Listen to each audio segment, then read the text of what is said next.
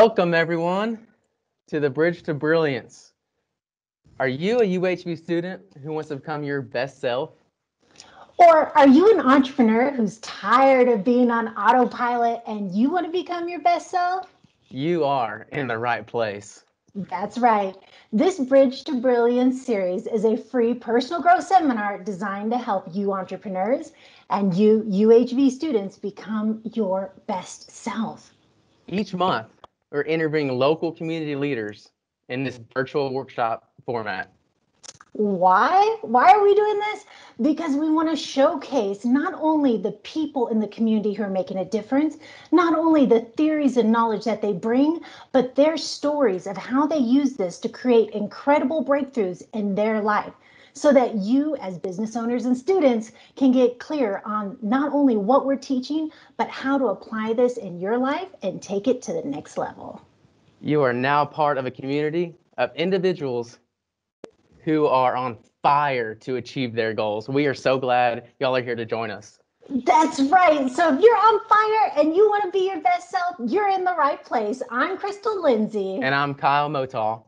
And I want to know who's ready for their breakthrough. Anybody?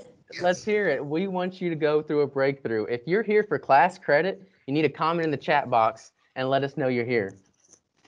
All right. So now go ahead and I want to see an emoji. Look, we're here and we're talking about how to be able to leverage listening. And one of the things we're going to learn about listening is a little bit of nonverbal. So this is just spoon feeding and tiptoeing in. But let's kind of bring it back before we go forward. And let's look at these emojis. Kyle, have you ever used emojis before? Yes, I use them quite often. And a lot of the times they can be misunderstood from person to person. And so how to understand from, to get your point across is tough. But what does this emoji mean to you, audience? When you look at this fella here, go ahead, put it in the chat box. Think of one word that just comes to your mind, and we want to know. Yeah, exactly. So if you're out there and you're a business owner or an entrepreneur of sorts, a marketer perhaps, and you just got this text to you, let's say by a coworker, employee, loved one, friend, whatever it is, what do you think they mean? And if you're a student out there and your teacher sent this to you or your classmate sent this to you, what do you think they're talking about? I'm already seeing a bunch of answers come in the chat box, so that's great. Well, we're going to move on to an emoji that we want y'all to comment on, and we're just going to keep this. Let's say the first one is letter A, and the next one is B. So here's B. Yep. So in your comment, please type B for this one when you put your response. But again, if you're an entrepreneur out there, type B and then put what you think this would mean. There you go. Thank you, Miss Karen. Okay, and again, students, if you're out there, there you go. What does this mean if somebody sent this to you? We're going to circle back to it. And let's do the final one. You know, third time's a charm. Let's put up number 3 here. Let's see it. We're getting some great answers. I know, I love this. Okay, number 3. So again, business owners, if you got this from your employee or your wife or your husband, what does it mean? C, exactly. Thank you, Miss Terry. Look at that. And then go ahead and students out there, let us know what you think it means too. So what we're going to do, we're going to wrap this up at the end of our great presentation that we got with Mr. Donald. And we're going to wrap up the answers and kind of flow and see what is the most used answer here. And then Crystal's going to hit it off and tell us what the appropriate emoji means. Yeah, now can you believe it that communication is only 7% verbal and 93% nonverbal? So that's really what this is about, right? So clearly emojis nonverbal here, but actually 55% of it is made up of body language. So that's emojis, right? But 38% is voice. Is that carried through? So this is just a little play on icons, shall we say, to get your brain thinking about what we're doing to communicate and how we receive that information. Mr. Donald Jakovsky is here today with Ms. Terry Moten. Thank you so much. And we have our peer student as well. Thank you so much for being here as well, Miss Chica.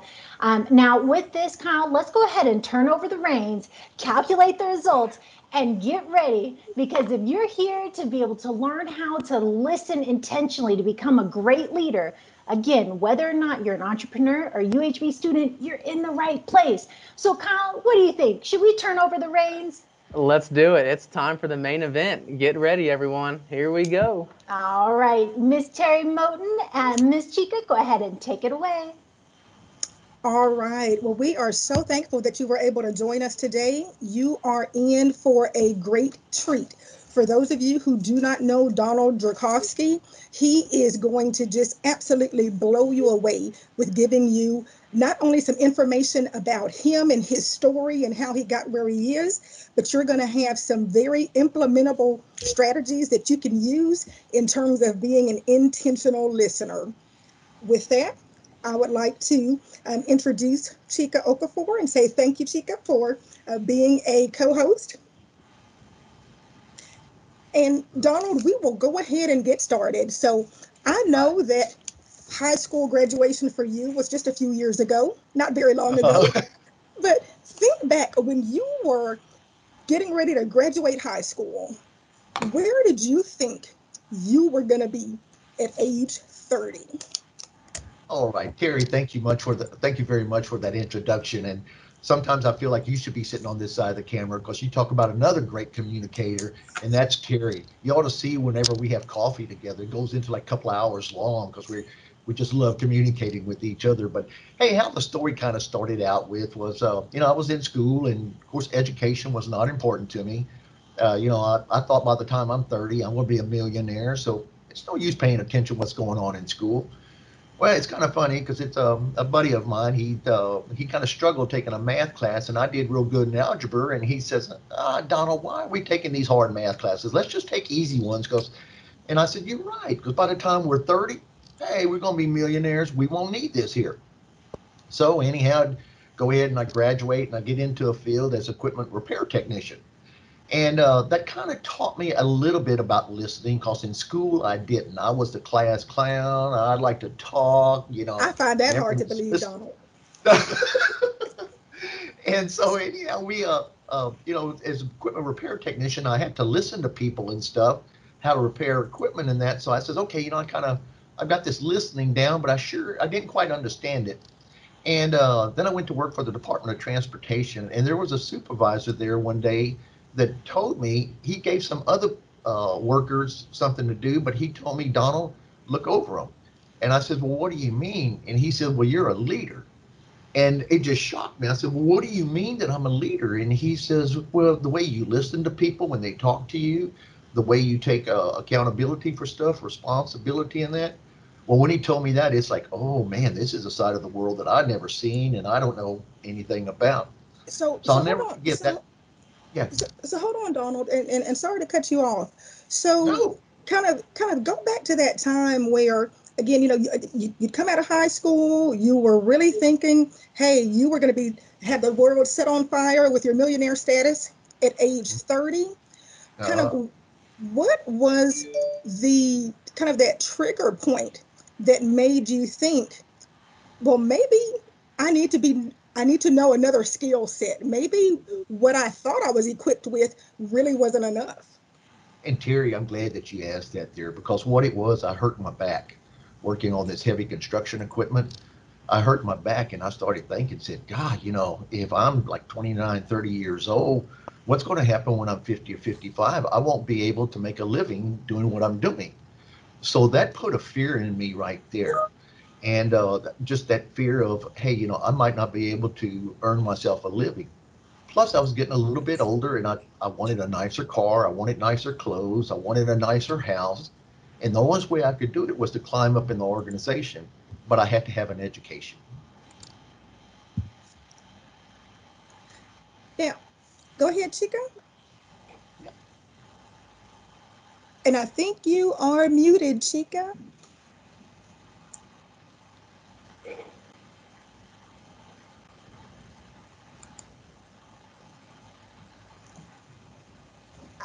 cannot hear you now. Are you able to come off? She is indeed muted. Oh no, now she's not muted.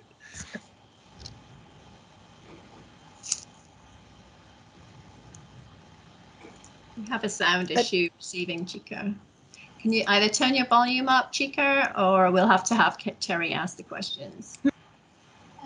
Ms. Chica, why don't you try to go ahead and log out and log back in, and Terry, take the next question while she does that. Okay, I sure will. So, Donald, when you talked about having had a back injury, and then you started realizing, hey, something's going to have to change. Yes. So, what would you call it? Is that the hardest part, kind of hardest experience in your life, or what would you say was the hardest experience in your life now that you look back over things? Well, you remember when I said a little earlier that, hey, I didn't pay attention in school and that I took the easy math classes and that? Mm-hmm. Well, when I decided to go to college, I walked up to the front steps, and I says, my name's Donald Tchaikovsky, and I'm here to get an education. And they says, great, here's 3 entry exams you got to pass. Oh, was I in a bind? Those entry exams, if I would have paid attention in school, or if I would have took those harder classes, I would have been prepared. So I couldn't even get in to start taking college credit courses until I passed these developmental courses that got me into college to start working on my college career. Okay, so then how did you find kind of the wherewithal to go ahead and continue going on with that? Well, it was just a determination because I knew that I wanted a better life. I knew that I wanted something more out of life. Also, I started growing my thinking. I started seeing things like in the business world that I couldn't quite put an example of why was that happening. And so it was that kind of, learning is about being curious and kind of wanting that more knowledge and that. So that all kind of led into with wanting to make more money, have a better life, and grow as an individual. Okay, so Donald, when you think back on it, what really was the compelling factor? What made you say, I need to really be an intentional listener? Was there a catalyst? Yeah, there sure was. I tell you what, the supervisor that told me that I was a leader, he was a great leader. He was a mentor that I had for about 17 years. And that's so important to find that mentor. And he was known for being a good communicator. And so I would listen to him. And whenever something wasn't quite right, I would go to him and say, well, why did you ask that kind of question? Well, why did you do this? And like one time he would tell the frontline workers one thing, and then in a little different language, he would tell the executive team something different.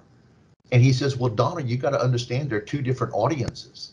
He said the audience of the frontline workers, many times they're not educated. They're great people. They're hard workers and that, but they don't understand some of the terminology. He said, so I got to go to the executive team, and now I got to use that terminology. So he said, it's so important to know your audience. And that's a great example of being a great communicator, is knowing your audience. Are there other things that this particular supervisor did that made him a great communicator?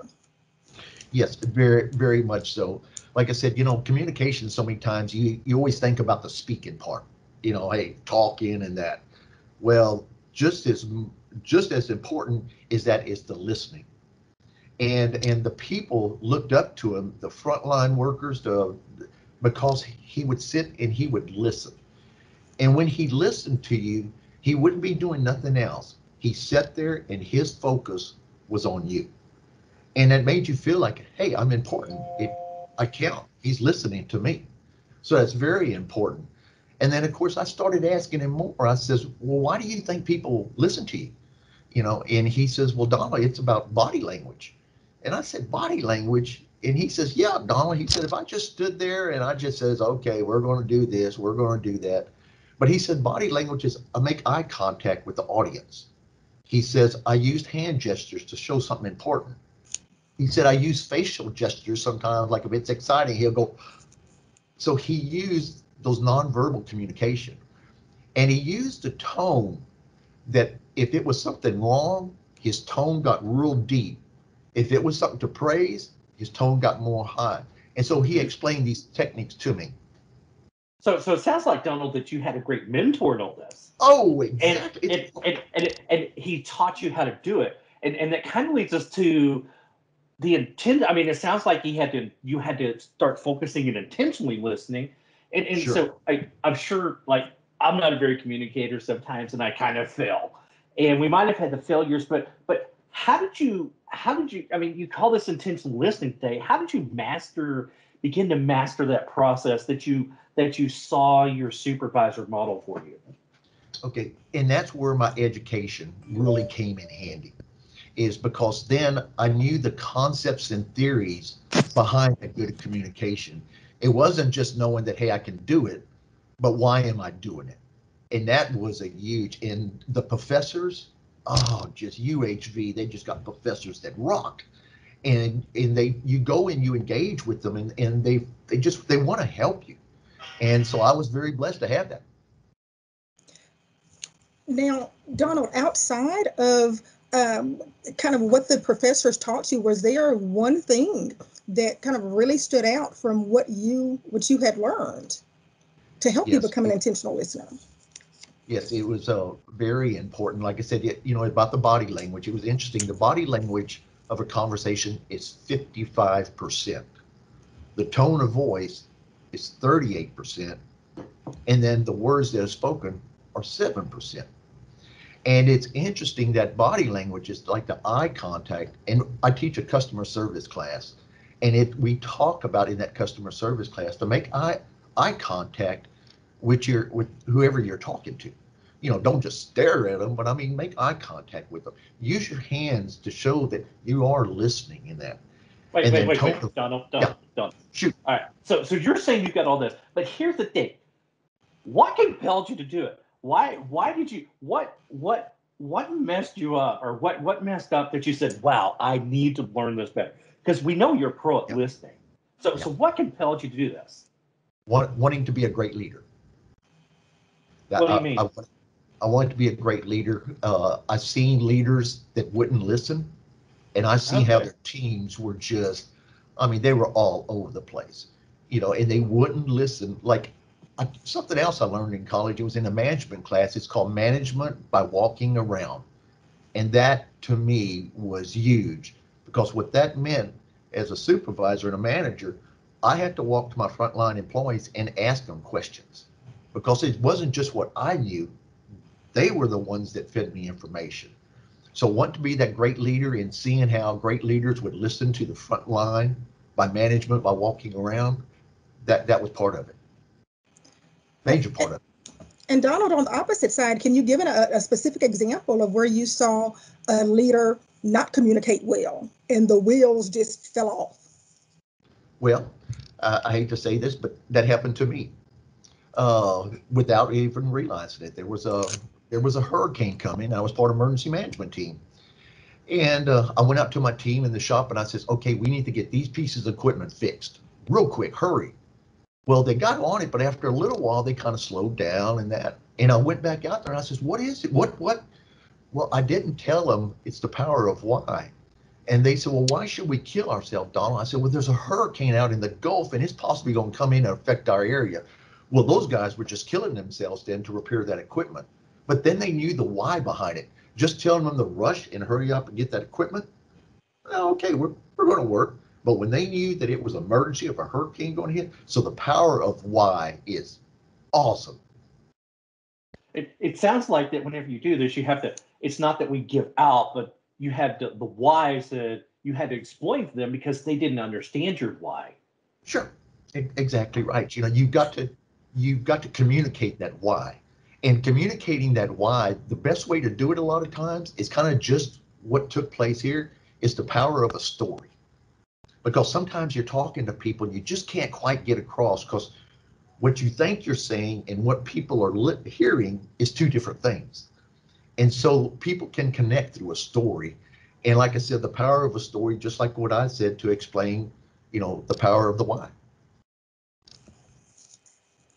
Now, Donald, when you think about, you've got a mix here of students and you've got a mix of entrepreneurs. So what's one specific thing that you would let a student know they could be doing to be an intentional listener? Okay. Now I'm going to I'm sorry, Terry, I always talk in stories, and I got to give you a story on this one. It was doing awesome, yes. There was doing a customer service class for Midcoast Construction Academy here in Victoria. And there was about 20 employees in there, and 20 students was in there, and about 19 of them, they were just listening and writing notes. But there was one of them that was just thumbing through his phone. And I said, okay, well, I must be doing something right. So after the break, at break time, I went and asked him. I said, well, how is it? And everybody's saying, yeah. Well, when class started up again, he did the same thing. He was on his phone just looking through it, and the other 19 was paying attention. So I decided I didn't want to pick on him, but I wanted to do a little role playing. So I asked him, I said, sir, would you mind coming up here front? And I said, I'm going to be the business owner, and you're going to be the customer coming in. And I said, go ahead and ask for something. So he says, well, sir, what I'm looking for is a certain type of car or something. And I says, okay, a certain type. Hold on, wait a minute. Let me look on my phone. Somebody sent me a text. Oh, okay. Go ahead. What were you saying? He said, well, I was looking for a certain type of car. I said, well, what kind of car do you want it to be? And he said, well, I said, oh, hold on, wait a minute. Good, buddy. You got to see this photo. Just look at this photo this buddy sent me, And I did that about 3 or 4 times. And finally I said, how do you feel? He said, I'm ready just to beat you up. That's what I want to do. And I said, why is that? He says, you're not paying attention to me. You're not listening. And then all of a sudden it snapped, and he says, I was doing that same thing during class.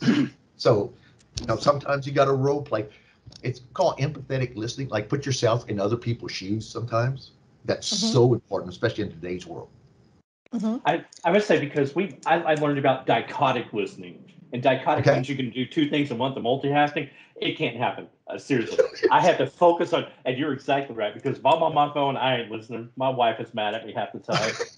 So that's to the students. How do we kind of help as the student move to entrepreneur? That's a great example of students. What can we be to people who are in the business world now? Okay. And I think it's so important is to find that mentor, find resources.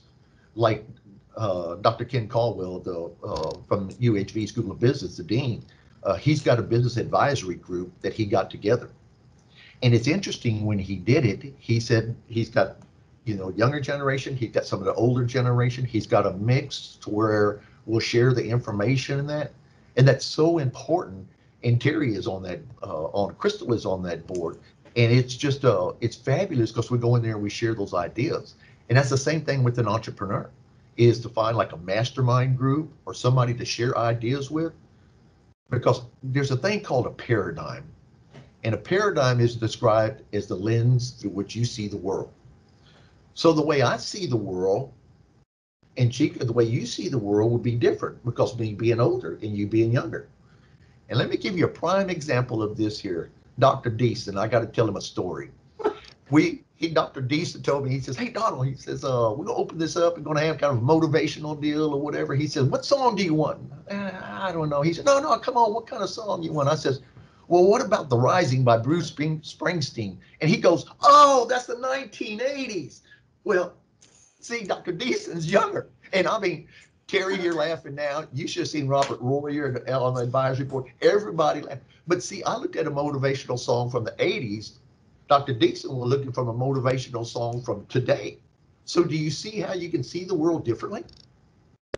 I'm 48. The Rising, I'm an old man, so I get you. It's like, I just figured you'd be more hipper. See, it's about listening, so you're right. It's like, maybe I do need to listen better. And that's some great advice that we can do, is to listen, because doesn't that listening, like the music, tell us something more about what we're doing, right? Sure. Yeah. Now, Donald, I do have to ask you, because with students, many times they haven't been out yet working. So sometimes they don't realize what they don't know. Yes. Back to the entrepreneurs, again, I myself am an entrepreneur. We've got multiple entrepreneurs on.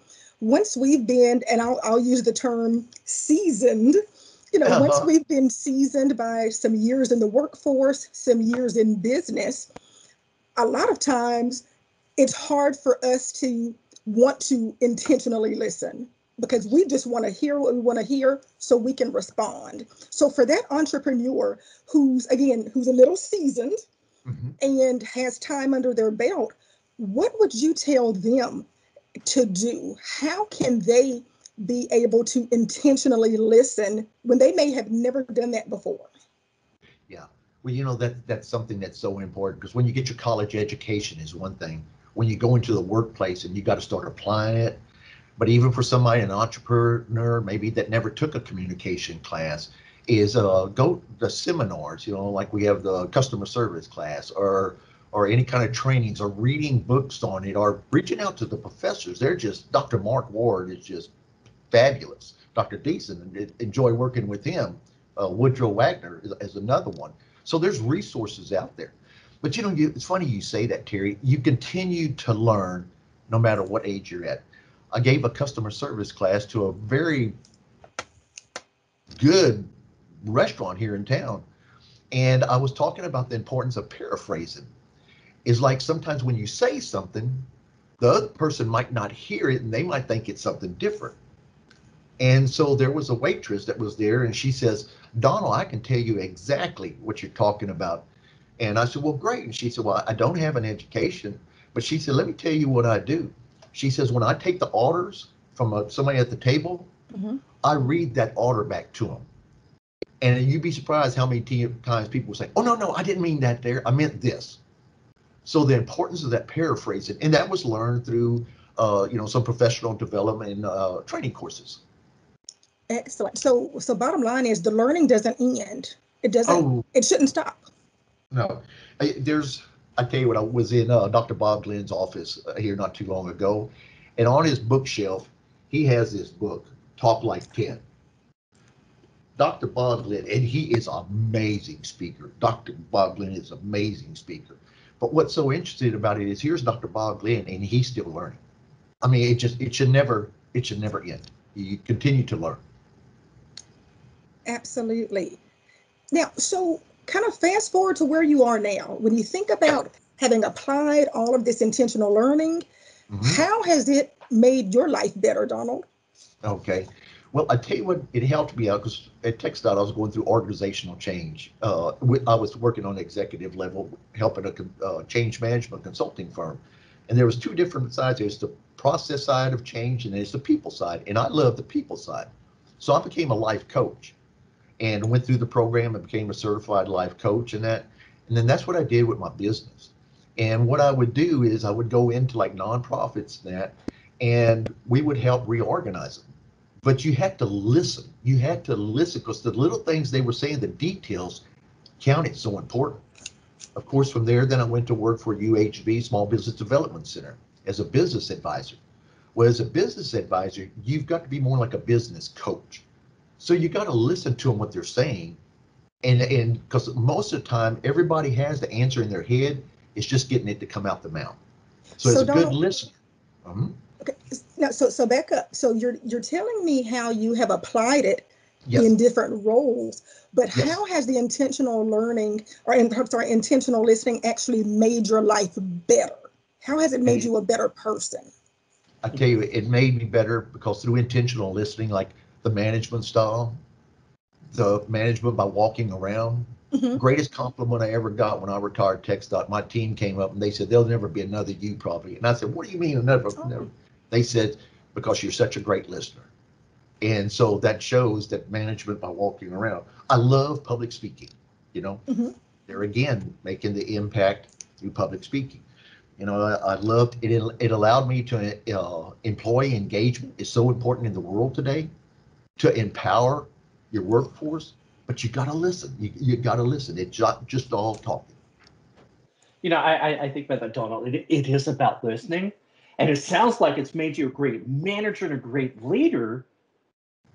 How does that move out towards the intentional listening towards our interpersonal or with our friendships and interpersonal relationships with others beyond just business? Yeah, it's about relationships, and whether they're professional or personal or whatever. I love to network. We're going to have someone on in a couple of months, and Terry is a fabulous networker. And so with the networking, what it is about building relationships. And the only way you can build those relationships is through intentional listening. See, a lot of times when you meet somebody, a lot of people got what they call the WIFM rule. What's in it for me? So they start talking about themselves. Instead, ask open-ended questions to get the other person to start talking. And they will tell you things of what they've done in their life, and that builds that relationship then when you have that.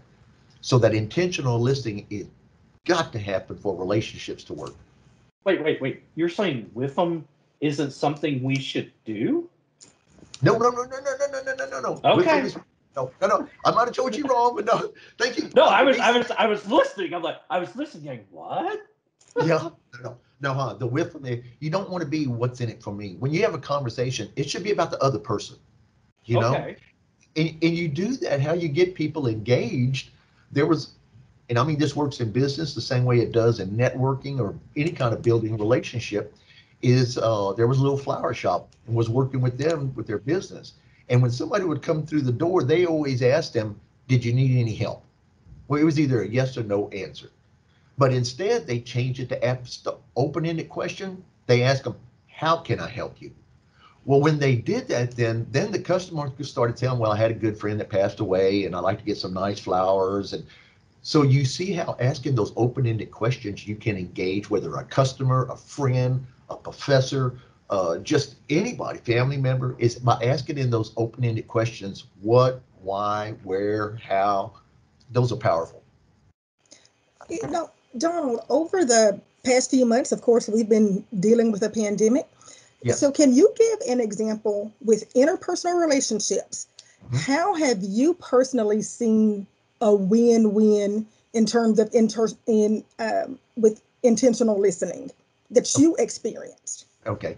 I'm the director of the UHV Center for Regional Collaboration, and we go out to rural communities, or we do it now through teams. And there was a mayor from a small town, and she was just telling a story about how she's seen students that couldn't afford broadband. They were gathering around a hotspot at a public library in this little small town. Well, it just, that caught my attention. It's like, wow, I felt that empathetic listening. I felt sorry for those kids that they didn't have real broadband to be working, virtually. And so it just so happened that I talked to Wayne Barron, and he's the CFO of UHV, and he says, well, Dr. Glenn is talking about we need to look at affordable broadband for our students. So do you see how that listening to the mayor, and when she talked about this, and then how we took it to the executive team at UHV, and now what's taking place with this here, it's through that intentional listening. That's a great example of mayors. So that's a great win-win for students. So Oh, what are some other examples of how the intentional listening has helped other instances that you can think of that you've witnessed? Okay. Other instances would be with a lot of times with the team, and having a team that you need to move forward with something. And a lot of times it was like in my mind that, hey, this is the way it's going to be done. Let me give you a prime example of this here is, the way, and Dr. Mark Ward, he's got a book that's coming out. And Dr. Mark Ward, he's a faculty at UHV in communication. He's got a book that's coming out. It says Introduction to Public Speaking, an Inducive Approach. And what it talks about kind of in there, and what I've learned is that there's a paradigm, there again, the lens through which we see the world. And he talks about assumptions and stuff that's in context. Well, assumptions, a lot of times when I'm making a decision about a community, I'm seeing it through my eyes. I'm an older person. So I got a good friend of mine. He works at UHV. His name is Oscar Torres. And Oscar Torres is the manager of student recruiting. So I'll get on the phone and I says, hey, Oscar, what's happening? And you would go through a little conversation. I said, hey, I got an issue. I need to ask you something. How would you see this? And Oscar what he's telling me is just like gold to my ears. I mean, it's just flowing. But I would have made the assumption based on how I've seen the world, that's not, there's another side of the world, the younger generation, whether it's someone diversification, you've got to have different races, different generations, different, just don't just say that, hey, the way I see the world is the right way, because everybody sees the world a little bit different way. And Donald, I have a question for you. We have, for the past 4 or 5 months now, have been on video. on Yes. Zooms, on Teams. How can you be an intentional listener through video? Because it's so hard when you're so distracted. So what are some tips that you have there? Exactly what you're doing, Terry Moten. I hope the crowd was watching you, because when Terry talked about, well, what did you do here? You see that body language? She's doing it. It's so natural to her. She don't even realize she's doing it. I know it. But how she did that. Did you tell when Terry was talking to me how her tone kind of varied a little bit? You know, that's how you do that on video. Now you can't see the whole body, you know, like a lot of times when you're giving a speech, and if you want to make a point, you walk from one place to another place and be silent, because that tells the audience that, hey, he's going to say something really important. Now you can't do that on video, but you still can do, Terry, exactly what you're doing, is that eye contact you have, just the hand motion, you know, the passion behind you. You can just hear that. I mean, it's nuts, but you can just hear that. But you got to be intentionally listening. That sounds a lot better than what I do, Donald, because I have like sock puppets. And he's like, hello. I mean, yeah. So if we want people to listen, do we have to go crazy like that and do the hello to get their attention like that? What are some things you could do besides like we saw Terry? Yeah, but there again, those open-ended questions, they're powerful, because you get people to start thinking critically. You know, if it's just a yes or no answer, it's so easy just to fly that out there. But when you ask like those open-ended questions, well, how did you do that there? Well, people love to describe how they done something, how they helped somebody. So asking those open-ended questions, keep the conversations going. That is powerful. It really is powerful. But then listen to the tone of voice too. I never forget I never realized how important was the tone of voice until Dr. Mark Ward, UHV communication faculty. He was given a talk at it was called a Knowledge Bowl. And all of a sudden, I didn't know Dr. Mark Ward then. And all of a sudden, this gentleman started talking, and this tone of his voice, it's just the whole audience just turned and looked at him, and how he talked with his hands and that. And afterwards, I couldn't wait to just talk to him, because I love public speaking. And I said, sir, I'd like to introduce myself. I'm Donald Tchaikovsky. This was before working at the university. And he said, well, I'm Dr. Mark Ward. I'm communication faculty. But I could listen to, and the audience could, they were just glued to him because of that tone of voice he has when he's speaking. It's out of this world. And Donald, last question that I have for you Yes. is, how do you imagine your life getting better from here? Oh, I got to get better. You know, just when you think you know it all, Dr. Mark Ward, he's writing this new book, and he shares some information with me, and it's like, wow. I mean, those professors are so far in the future that to listen to him and talk to him, he's telling me things like, oh, I could see that working, like, you know, okay, critical listening, ethical listening. It's like, wow, this is fascinating. So, you know, it's so important is to engage these professors, even as a employee here, is to engage them. But read books, you know, listen to TED Talks, you know, go on YouTube. You want to listen to a great speaker, you listen to Dr. Martin Luther King. That gentleman, I got to say, probably one of the greatest speakers I know. And I study him then, and I study him now, you know. Actually, so it's interesting you say that, because on the AmericanRhetoric.com, they asked 100 people, 100 professors, and they say that is the number one speech. And you're right. Yeah, he just, I mean, it just gives me goosebumps now just thinking about him when he talks, that passion he had, and just how he, you know, his body language, his eye contact. So fabulous speaker and leader. All right. Oh. Well, it's interesting. I'm sitting here and I'm just on pins and needles because I'm seeing in the chat people chiming in and saying awesome content, so great. You know, I love the sock puppets. and bring in humor to this because it can be a really intense subject, right? So Donald Jakovsky, I want to say thank you so much for really bringing it. The knowledge bombs are real. I hear you loud and clear in terms of, how to read people and paying attention to that, to understand the knowledge of why and share that with people to create that sense of excitement and getting them behind that common goal. And then using that trust through empathy and understanding and using that to become a great leader, a great speaker, a great husband or wife or, boyfriend, girlfriend, whatever it is. I mean, the knowledge here is real. So I want to say, if you can just comment in the comment box here, and I want you to just say yes if you learned something today. Just share with us. I know there's about 57 people plus here.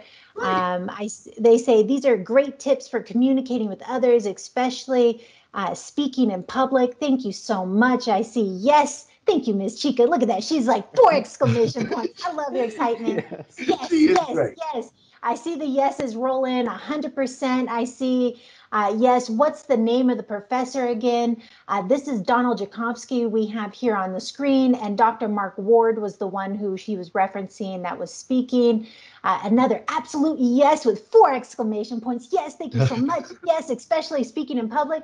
Great content. So every overwhelming response here. Thank you so much. And then he says, can you also share the name of the book again? Can you hold up that book, Speaking Like Ted? Oh, yeah, sure. All right. Thank you. There we go. Talk Like Ted. Excuse me. Talk The Like 9 Ted. public secrets of the world's top minds. Intentional listening is key. All right. Thank you so much, Donald Jakovsky. Your story and your insights are just top notch and really making a difference in shaping the minds of UHV students and our business community at the same time. Well, Crystal, you bring this excitement to us. I mean, you're the leader of this group, of this subcommittee, and it just, without you, it never would have happened. Oh, thank you. It is a teamwork effort. Special shout out to Miss Rosemary. She has just been leading the charge. So I appreciate that. I know there's some people on pins and needles. They want to know about these emojis and they want to see if they were right or not. So I want to transition gears over there. But before we go, I want to drop one more little statistic on your behalf, which is the average person hears between 20,000 and 3,000 words during the course of a 24-hour period. So really let that sink in that if you're out there and you're in class, you're probably hearing more words.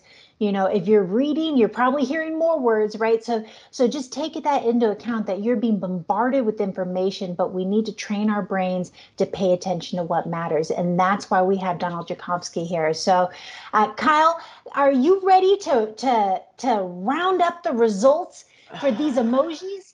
Aaron, bring them on the screen. We're gonna do it one at a time here. For sure. First of all, I want to say, Donald, what a great, stories, everything that you had to say. It's definitely amazing, and all your knowledge, sir. What was your big takeaway, by the way, Kyle? So yeah, my big takeaway was when you said, listen, when someone's talking to you, focus on them.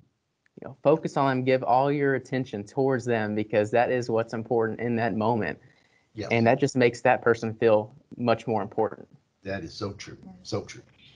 And by the way, it's worth noting, I remember when I was in school, I learned that when you raise your hand, you stop listening. And I thought that was a joke. It's real, though. How many times have you raised your hand and then the teacher keeps talking and you just don't hear anything else till you're called on? So remember, you got to listen even when you raise your hand, okay? All right, here we go. So let's go ahead and jump into the first one. It was an interesting response. So go ahead and tell us overwhelming consensus and any funny outliers. There was a wide range of answers here, but definitely thinking, nervous, apprehensive, even praying, and daydreaming. So there was a lot of people had some different responses, but Crystal, I mean, what do you got here for us? I mean, what's the real emoji meaning? First of all, I have to say, I thought it was thinking too. So I'm just putting myself out there that if you said thinking, you are not alone. This is actually dogeza, right? This is when people bow down in Japanese culture on their knees and press their forehead against the ground.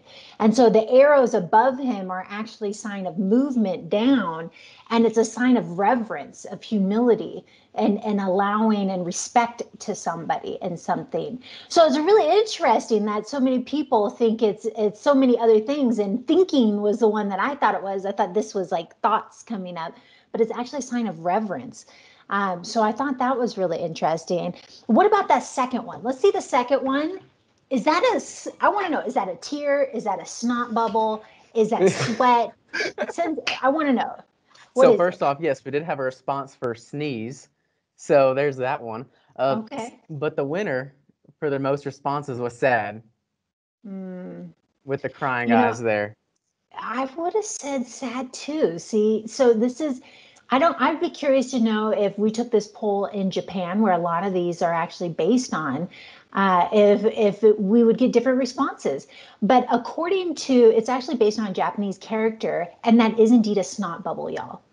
I'm Ding, just ding, ding. saying, I know we are in an academic setting, so I don't know if that is the like literal term in biology of mucus out the nose, but there is mucus out the nose on the emoji. I'm just saying. So that is actually what it is, and it is sleepy face is what it's known as. So it's supposed to be when you're tired and sleeping. In Japanese culture, the mucus part of the emoji is actually equivalent to the American use of ZZZZ to denote sleeping, because I guess you drool when you're asleep. I don't know. I find it In a real fascinating. deep sleep, I would say. Yeah, yeah. So I guess that's like I need a deep sleep. I don't know, but that's sleepy face. What about the So third one? Let's yeah, do the let's roll third. on to the last one here. We had a lot of great answers as well. Oh, there it is. Annoyed, frustrated, stressed, I need help. But the winner was definitely frustrated as being the most responses. Well, now this one I would say we're on par. It's actually known as tired face and directly translated as weary. So it's supposed to be when you're weary. And I think that's when I've used it before, working in digital marketing. Sometimes you got to do a lot of numbers and analytics and looking at the details. And I don't know if you can tell, but I'm actually a big picture type of person here. I want to be on camera and I want to have this moment. I don't want to focus on the details. So when I focus on the details too much, that's the emoji I use, meaning I'm weary. So it's actually weary, but also may be used for frustrated or overwhelmed. I saw somebody also put help ASAP, right? So I think that's a help ASAP, but that just means you need to like go find that inner peace.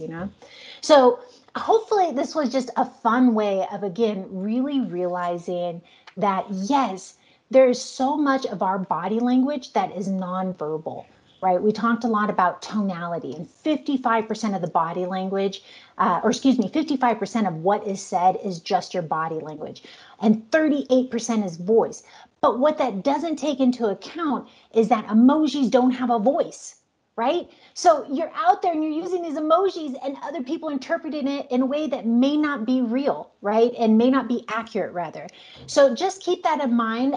Maybe have a sound check on it. And when you think you understand something, especially if it hurts your feelings, respond back and say, are you trying to say that you need to blow your nose? Maybe that's what they're trying to tell you. I don't know. So again, just realize that emojis are a perfect example that we can be misunderstood when we're not using our tone correctly, as what Donald Jakovsky had shared today. I love the comments. I see here, good to know. Yeah, right? I need to know what these mean too.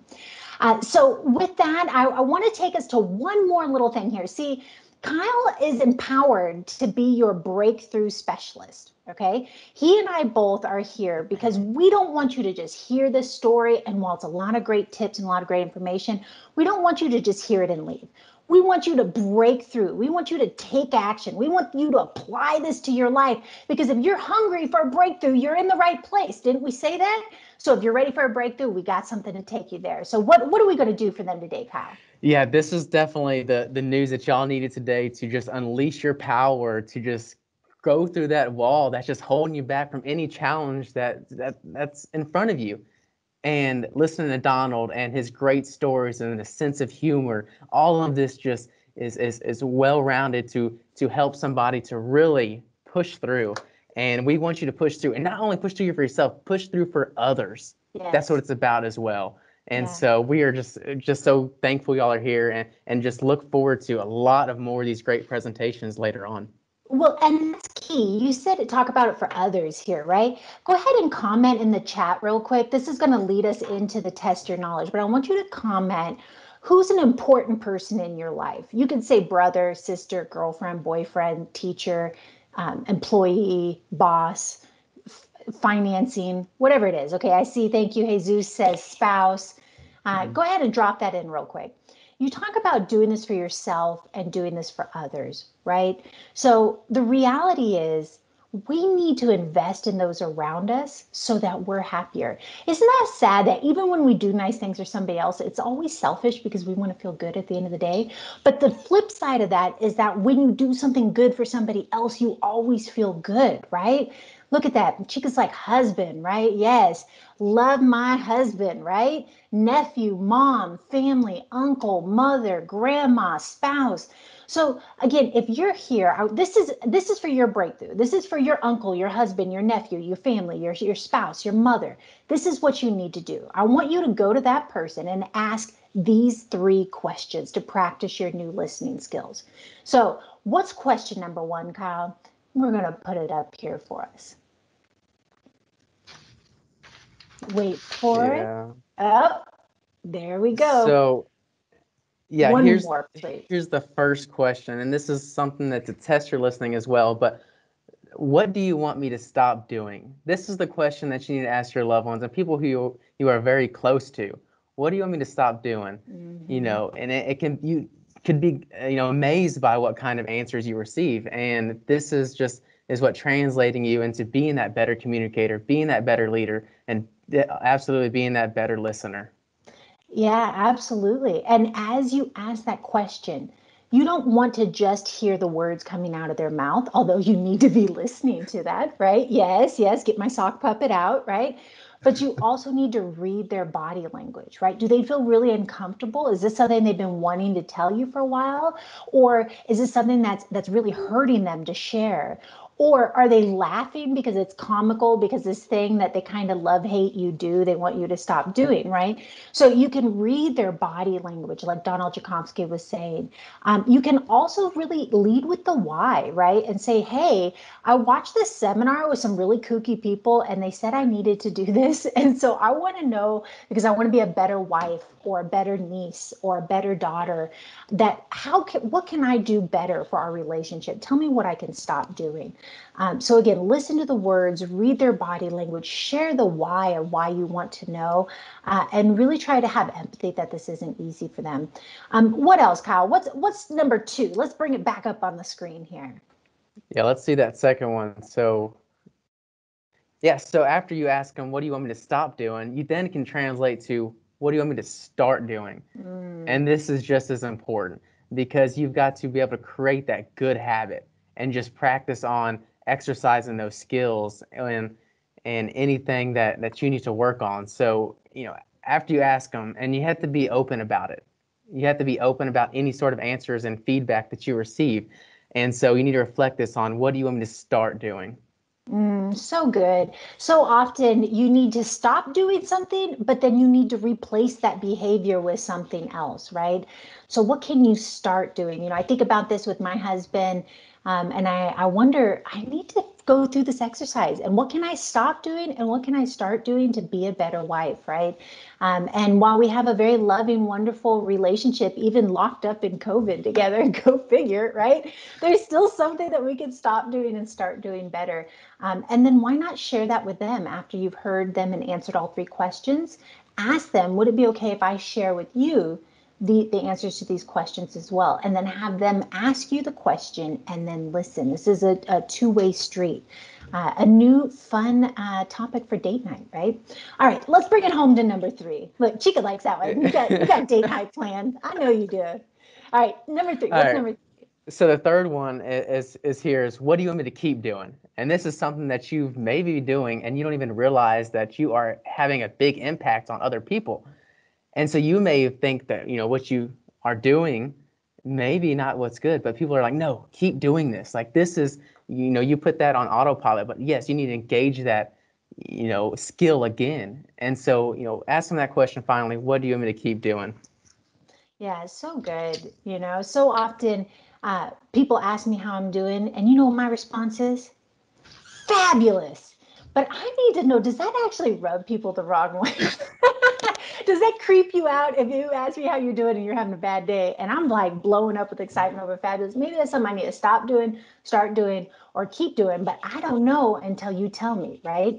And look at that. Mrs. Rhiannon says those are such good questions to to help refocus and learn to be more present and listening. And again, that's what this is all about. So make sure you do this exercise with that one person in your life who's so important. I want to say thank you so much for taking the time to do this because it will help your relationship. I just want to say, as we're wrapping up here, to download your resource file. If you want to take this to the next level, make sure you get the information you need to get your breakthrough.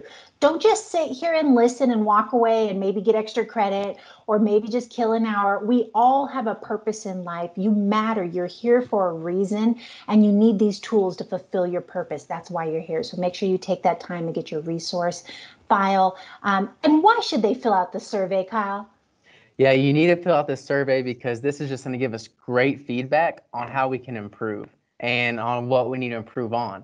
And so we are looking forward to any sorts of answers. Let us know. Give us your feedback because we are really interested in just really growing this to the next level and just having people just really have those breakthroughs that they are just wanting to do it, but they just don't have that push.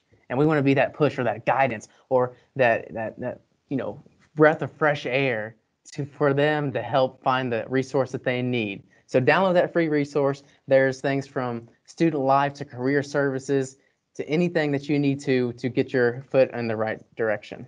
That's so good. Thank you for that, Kyle. We are right on time here, but before we hang up, before we get off the line, I got to tell you the good news, okay? Mark your calendar. We're coming at you on the 10th of on the 10th September October 13th and November 10th. There you October 13th, mark your calendar, second Tuesday. We're going to have Mr. Robert Royer from Building Brands Marketing on the stage with Hunter Follett, CEO of Tejas Production. We're going to have our students on stage asking those questions. We're going to have a breakthrough exercise. It's going to be on point. So make sure you know that. Look at that. Hunter's like, I know that guy. Look, a special shout out to Hunter. So make sure you mark your calendar. That is going to be October 13th. On November 10th, we're bringing Diane Claim of Claim and Associates, our American Businesswoman of the Year, right here in Victoria, nominated for a national award. And she's going to talk about how she used networking to grow her business. So you see where we're going with this. We talked about listening, intentional listening. Then we talked about how to build your brand. Now you're ready to network. So if you're a student here, you need to know how to ask open-ended questions, read body language, talk about yourself as a brand, be able to present yourself professionally and use networking to build a career. That's where we're taking you. So get ready, mark your calendars, stay tuned. Second Tuesday, 3:30, we're bringing it to you full steam ahead. And with that, Kyle, you want to sign us off? Let's do this. This is our breakthrough. Come on. Woo! Press on. Yes, do it for yourself and do it for those you love because you matter and so do they. With that, I'm Crystal Lindsay and I'll see you on the next one. Cheers. And I'm Kyle Motal. Take care.